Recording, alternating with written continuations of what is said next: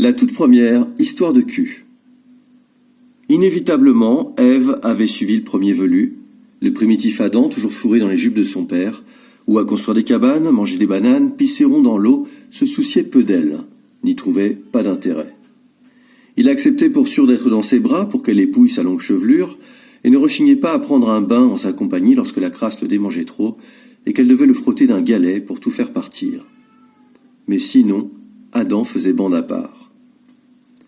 Ève, un peu déçue, en avait pris son parti.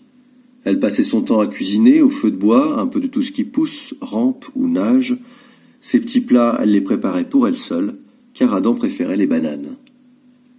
Lorsqu'elle avisa les pommes vertes du grand arbre, elle avait, pour ainsi dire, oublié les recommandations du barbu.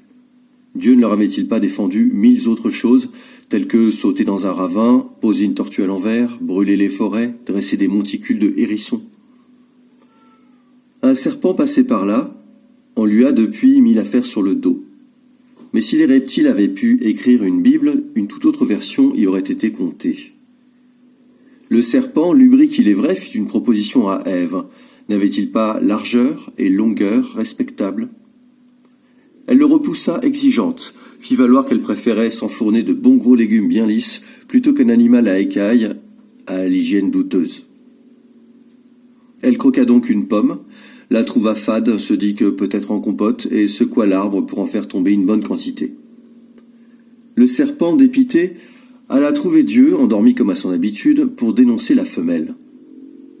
Sans le rapport de l'animal, Ève aurait cuisiné sa compote, puis serait passé un autre plat, pas de quoi en faire toute une humanité. D'ailleurs, Dieu avait lui-même oublié l'interdiction de l'arbre. Mais le reptile avait la langue bien fendue.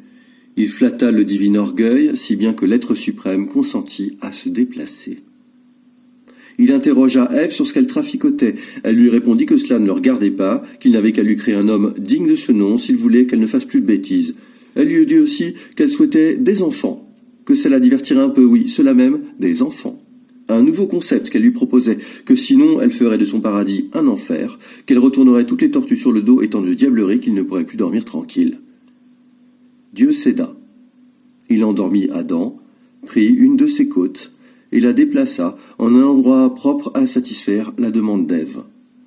À son réveil, Adam observa cette nouvelle chose apparue entre ses jambes et qui semblait indiquer avec droiture la direction de sa femme. Il en comprit rapidement l'usage. Alors Dieu détourna le regard et dit « Vous allez désormais croître, avoir de nombreux enfants, être très occupés, et je pourrai dormir tranquille. » Puis s'en retourna. Le serpent, qui passait trop près, fut attrapé par Ève.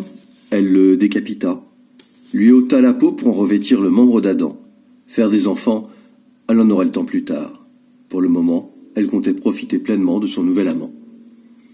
Et voilà, en direct cette fois de mon micro-ondes, vu qu'il y a des travaux dans les réunages de ma bibliothèque. Donc pour le bruit, à demain. Et gros bisous, portez-vous bien.